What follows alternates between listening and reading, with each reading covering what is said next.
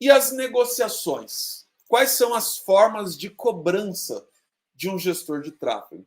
Como que o gestor de tráfego conversa? Uma coisa que eu esqueci de falar no começo, pessoal, a gente vai deixar por um tempo ainda esse vídeo no ar, mas eu peço para vocês clicarem aqui em gostei para que mais pessoas possam ver este conteúdo, tá? Então clica aqui em gostei, se inscreva no nosso canal, como eu falei, a gente vai toda quarta-feira às 4 horas tá também disponibilizando umas novas lives. Semana que vem a gente vai falar sobre otimização de campanha e tudo mais. Então, para a gente poder entregar mais essa mensagem, a única coisa que eu peço para vocês é clicar aqui em gostei, né, para que mais pessoas possam ver este conteúdo. Bom, formas de cobrança para um gestor de tráfego. Então aqui, ó, você tem algumas delas. Então primeiro ali, ó, você tem o pagamento mensal, né? Muito gestor às vezes ele tem um valor mensal, independente do quanto que você gasta. Independente do quanto que você gasta. Ele fala, não importa se você vai gastar R$1.000 ou R$100.000, o meu valor por mês é R$300 ou R$3.000. Então, independente do valor, o gestor de tráfego ele pode definir a forma e ter um custo específico mensal para isso, ok? Então, a primeira forma é o pagamento mensal. Eu vou te cobrar aí R$1.000 por mês, eu vou te cobrar, sei lá, R$5.000 por mês. Mais para frente aqui, eu vou falar da média cobrada pelos gestores, tá? Daqui a pouco eu vou chegar na parte de valores. Mas uma forma de cobrança é essa, pagamento mensal. Então, você pode definir que, independente de quanto o cara vai gastar, o valor cobrado vai ser X. Nessa questão do pagamento mensal, dentro do contrato, você tem que ter algumas variáveis. Por exemplo, eu vou cobrar R$1.000. Vou cobrar R$1.000 por mês. Só que como gestor de tráfego, o cara fala, mas eu quero que você crie todas as campanhas do meu produto, uma por uma, do meu negócio, uma por uma. O cara tem 300 produtos. Imagina, você vai fazer 300 campanhas. Então isso é importante também de ser pensado. Porque às vezes você vai ficar 3 meses só fazendo campanha o tempo todo, 24 horas 24 horas não. Mas o tempo todo naquele tipo de negócio. Então é importante que isso também, pelo lado do gestor, seja bem entendido. Pagamento por projeto, né? Forma de cobrança é mais comum em projetos específicos, como, por exemplo, o lançamento de um novo produto. Eu vou prestar serviço para um corretor e eu vou trabalhar no projeto específico dele. E nesse projeto, o que eu vou fazer? O que eu vou fazer nesse projeto? Eu vou gerar mais leads para ele. Vou gerar mais leads. Então, quanto que eu vou cobrar? Ok? Então, eu posso fazer uma cobrança por projeto. A empresa Y vai lançar um produto, então eu vou fazer o tráfego só desse produto. A empresa X vai fazer um lançamento, uma forma de lançamento, um 6 em 7. Então, eu vou fazer um preço fechado de lançamento. Eu vou fazer remarketing, fazer pixel, enfim, tudo que é necessário para fazer aquele trabalho. Então, olha só, posso fazer uma cobrança mensal, posso fazer uma cobrança por projeto. Em relação ao mensal, quando a gente fala de tráfego pago, eu geralmente trabalhava aí com contratos de no mínimo 6 meses. Mas, obviamente, que isso pode variar de negócio para negócio. Você pode definir qual é o período. Mas a minha sugestão é de pelo menos 6 meses. Porque, muitas vezes, o grande trabalho que você tem é no primeiro e no segundo mês. Depois é só manutenção. E os resultados, geralmente, costumam vir melhores ali depois do segundo mês. Okay? Os resultados começam a melhorar ali. Não estou falando que você não vai ter resultado de curto prazo. Estou falando que os melhores resultados podem demorar ali, em média, uns 2 meses. Tá? Por isso que a gente sugere aí um contrato de 6 meses. Eu conheço pessoas, gestores de tráfego, que fazem tudo na conta deles. Então, por exemplo, eu fechei ali com o Regis. Eu fechei ali para fazer as campanhas do Regis. Fechei para fazer as campanhas do Odirley, aqui, que deu boa tarde, Odirley. Eu fechei aqui para fazer as campanhas do Odirley. Fechei para fazer as... Nossa, me fugiu agora. Deixa eu só tomar uma água aqui.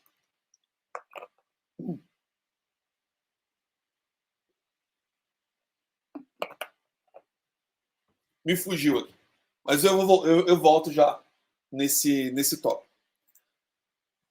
Também posso fazer pagamento por hora. Esse não é o mais comum.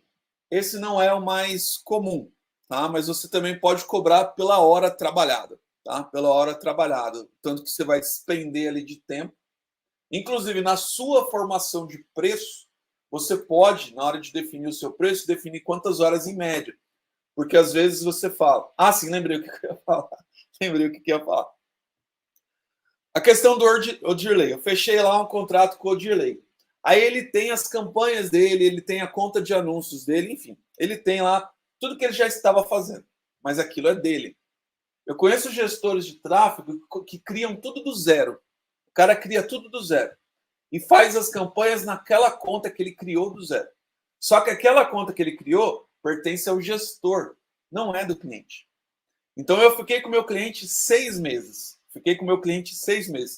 Aí depois de 6 meses o cliente não quer continuar. Eu, como gestor, dono das contas, não vou entregar nada para ele. Se ele quiser continuar, ele que cria a conta dele, ele que cria os anúncios dele e assim por diante.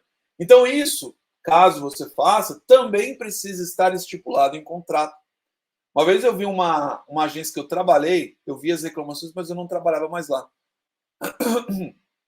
Que eles fizeram todo o conteúdo para o cliente, e aí o cliente fechou o contrato, não quero mais. A partir do momento que o cliente falou não quero mais, o que essa agência fez? Tudo que ela tinha feito, ela pegou de volta. Ou seja, o cliente não pode utilizar nada que foi criado no período de contrato. A questão é, aquilo estava em contrato. Então, quando o contrato foi encerrado, a agência tinha todo o direito de ficar com os criativos, de ficar com os vídeos, ok? Porque aquilo estava em contrato. Então, tem agência que prefere trabalhar dessa forma, tem agência que prefere trabalhar na conta do cliente. Então, essa é uma questão específica de cada tipo de negócio. Você precisa entender qual é o melhor modelo para você. Eu conheci uma agência que fazia desse jeito. Então, o que é mais interessante? Ok? Luiz colocou aqui. A agência deve passar os criativos que foi efetuado ao iniciar? Então, Luiz, primeira questão. A criação dos criativos,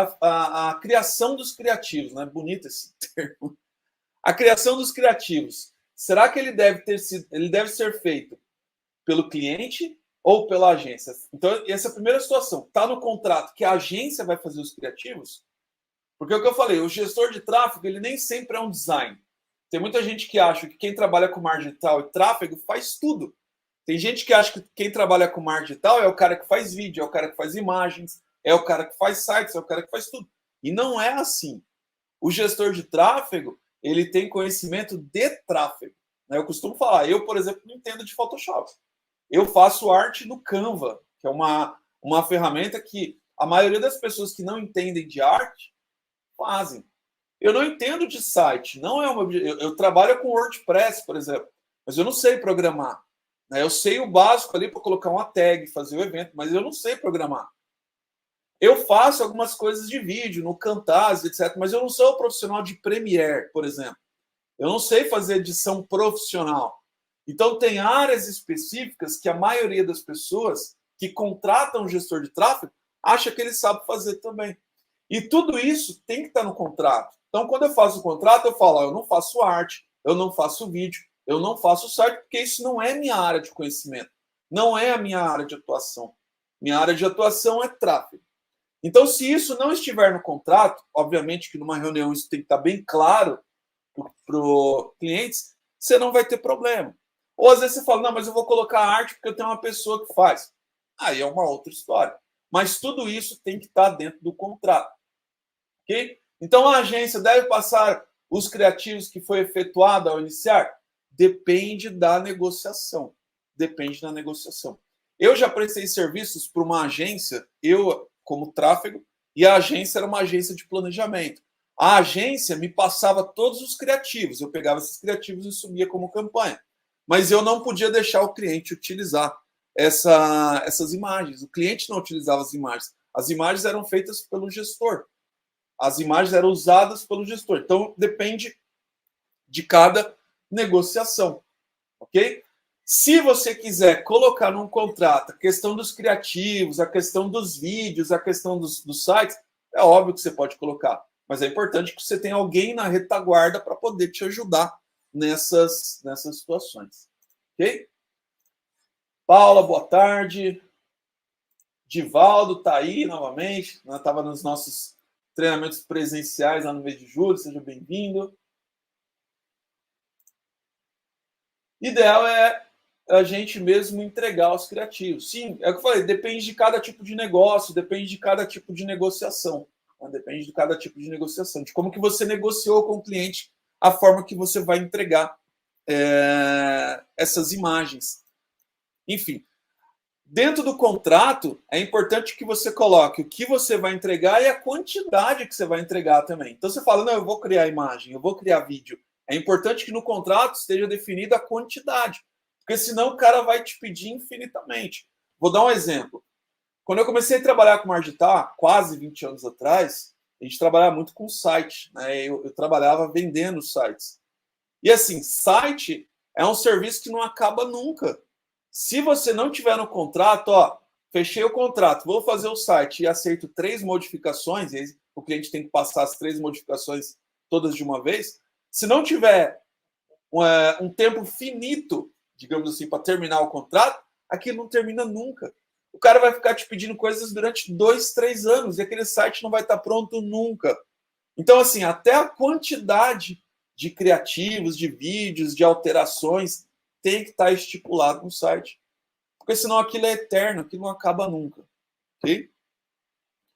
Bom, outra forma de cobrança é o pagamento por resultado. Nesse caso aqui, às vezes você se torna sócio do cliente. Você recebe em relação às vendas dele. Então, isso também é um risco que você pode correr. Que às vezes o seu cliente pode não vender nada, porque o tráfego é uma parte do processo. Às vezes você gera lead para o cliente e o cliente vai vender, só que o cliente é um péssimo vendedor. Então, você está fazendo um bom trabalho de tráfego, mas o cara não sabe vender. Ou o produto dele é ruim. E aí, se você depender dessa outra parte no processo para vender, talvez o seu resultado também não seja bom. Então, essas são as formas de pagamento. O que eu gosto?